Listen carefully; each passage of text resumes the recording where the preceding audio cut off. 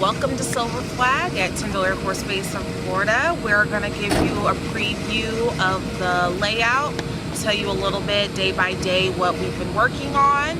So let's take a walk through tents, main tents and some of our hooches. Basically these are our sleeping quarters. The rooms on this side fit about 6 people, and then the tents can fit upwards of 8 to 10. Got it set up for trainees to still be able to do their personal fitness while they're here. Just because you're on exercise doesn't mean that you should not be able to work out. No training exercise is complete without the rec center, where of course your members get their downtime, play Uno, play pool, play ping pong, or their video games, and in the back part we've got a couple of big screen TVs where they can watch Final Four or they can watch a movie.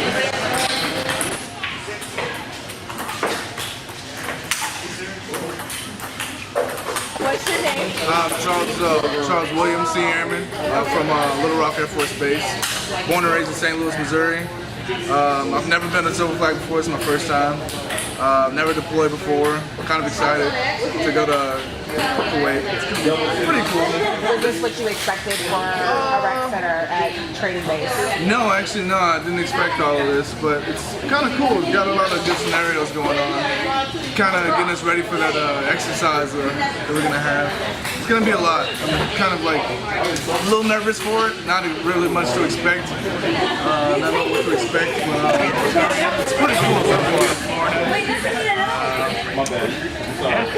is my first time at Silver Flag. And it's not what I expected. I thought it was going to be worse. Yeah. It's real chillax, I think, so far. I'm sure we'll get to the exercise I'll really into. But the rec center, awesome. I went to Bear Base in 2013. Didn't have any of this. This is like, What are you hoping to get out of this? just any type of experience that I didn't know, you know? Anything I didn't know that I learned. Okay, so we are on day 3 of Silver Flag training at Tyndall Air Force Base. Again, I am Staff Sergeant Reynolds from Peterson Air Force Base, and we are currently held up in the school hall because we have had some pretty severe weather coming in, tornado warnings, hailstorm, and some heavy rains. Yesterday we set up our Triple S shelter and a spec kitchen, and today we opened the DFAC for the first time. It actually went pretty well. We served about 250 people. So we're going to talk to some of the other students here to get their perspective of what they've learned so far while we've been here. Just the background, okay? So we're going to cut out to get some more interviews. How many times you've been to Silver Flag and your experiences that you've had so far here? Okay. I'm James Bishop. This is my second Silver Flag. The first one was when I cross-trained. And my experience so far, I'd probably summarize it by saying you're trying to tamp down your exhaustion because there's too much important stuff to do. And you learn how you operate under stress and whether or not you can bring it. So it's good on that level. You know, I wouldn't want to do it every day, all day, but you know, we need to know we can show up when we need to, when it's for real, and they do a good job of letting you figure that out here. How are you feeling about the change of events with being bunkered down? Being bunkered down? I mean, that was like some real world injects into our like imaginary camp scenario, so that was actually really useful and cool. And everyone's getting to know each other. I mean, look at this, we're all hanging out. People are bonding, you know, like, it's just kind of, it's almost kind of like a snow day, you know? Yeah. That's a good way to put it. Yeah, everything just got turned upside down and we're just making the best of it. If you were here, what would the cadre be? Would they be the Death Eaters or Voldemort? Well, they would be the Death Eaters, and I guess that would make the Chief of Staff of Baltimore. Yes, very good. So what would you say would be Gringotts Wand Factory here at Silver Flag? I don't think Gringotts is the one factory. I think Gringotts is where they store all the money. Yes. Snap! Wait, did you try to Trick trick me into question. being a nerd? Very good. Very good.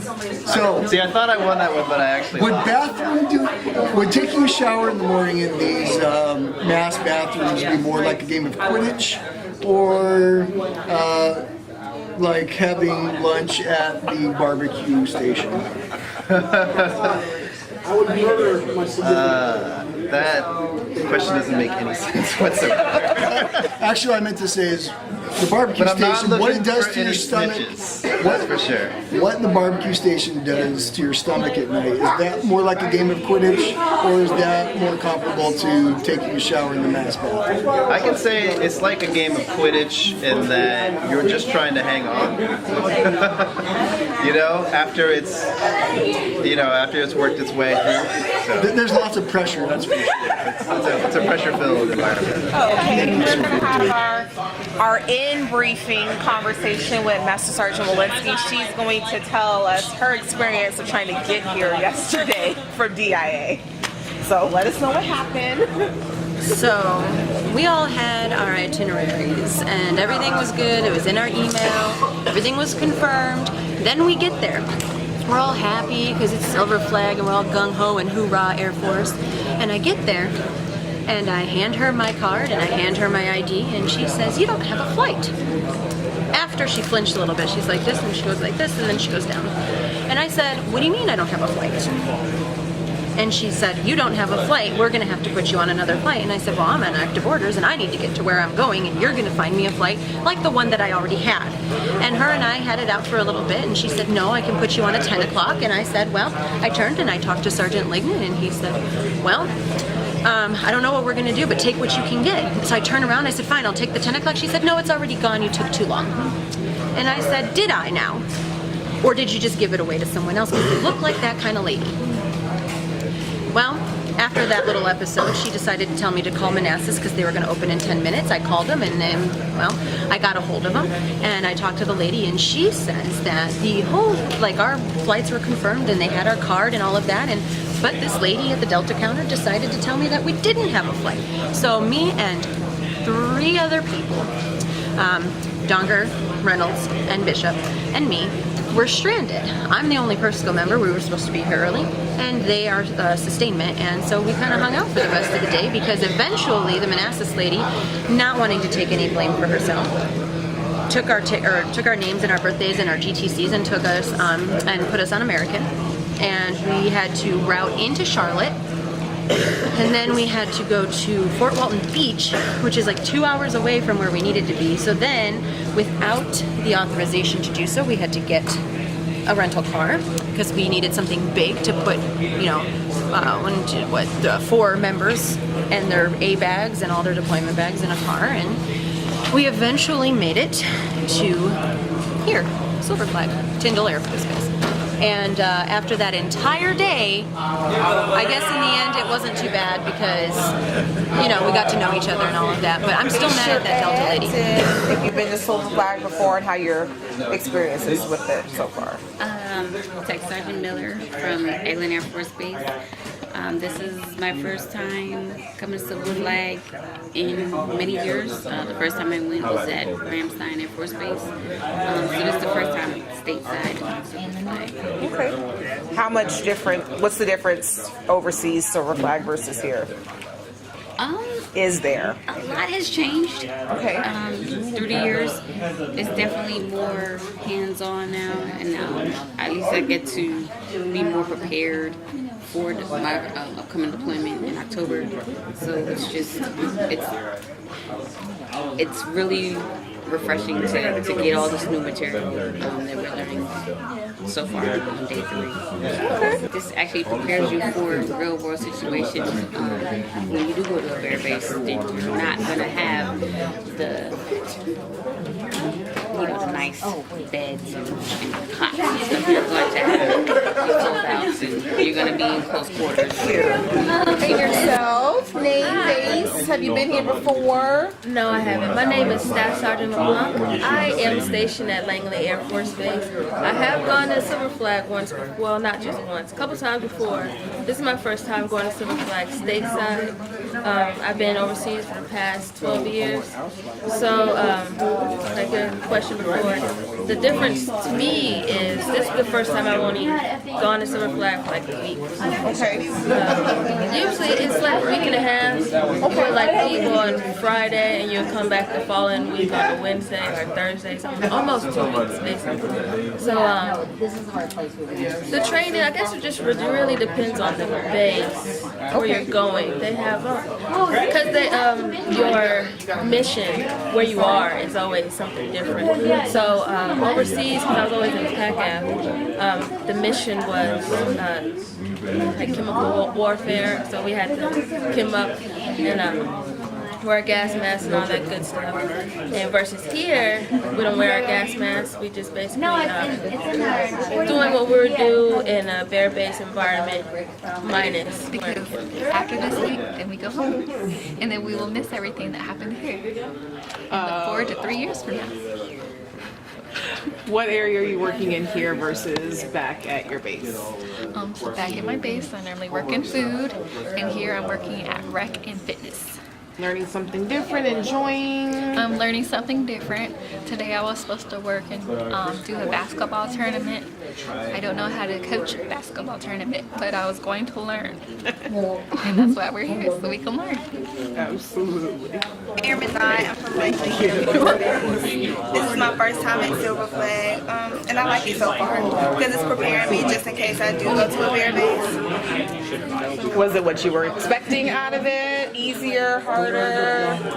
It's a little challenging, but it's okay. How are you feeling about being held up in this building all night long? It's better than being outside. Fair enough. And yourself? I am Senior Airman Garcia Mezzo, stationed in Langley Air Force Base, Virginia. This is my first time at Silver Flag as well. I'm enjoying the experience so far. There's been some challenging aspects, but I don't mind being here too, just working on our PowerPoint skills. What area are you guys working in here? We're lodging. What area do you work in back at home? Dining facility. Both of you? Yes, ma'am. I work storm. I would just say complete setup. Okay, so we have Tech Sergeant Hinton and Tech Sergeant Nguyen. They are our food service NCOIC lead, and they're working on the slides for our presentation that we have to give tomorrow night. It's basically going to talk about the amount of people coming in, our contingency plan, limitations, and how to move forward for day 6 versus through day 3. The intelligence crew saying that our water's starting to become critical. So we do have on days 5, 7, and 10, there is some bottled water coming in. There is not enough though. So, Sergeant Sullivan did a great calculation of figuring out how much gallons per person we need.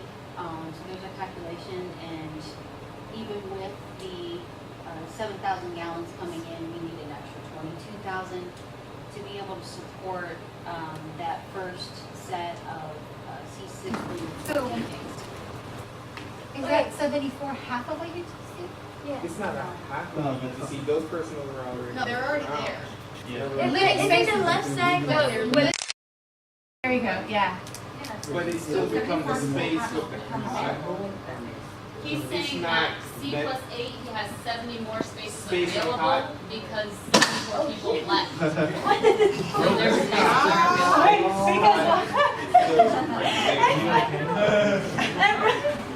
We'll go through some things, and this is very informal, and some of you who have been through this before and or in a UCC type situation, feel free to chime in. And then we'll have a little fun with the code names that we want to use. We'll leave that up to you guys. Like, what do we want to call leadership? Maybe.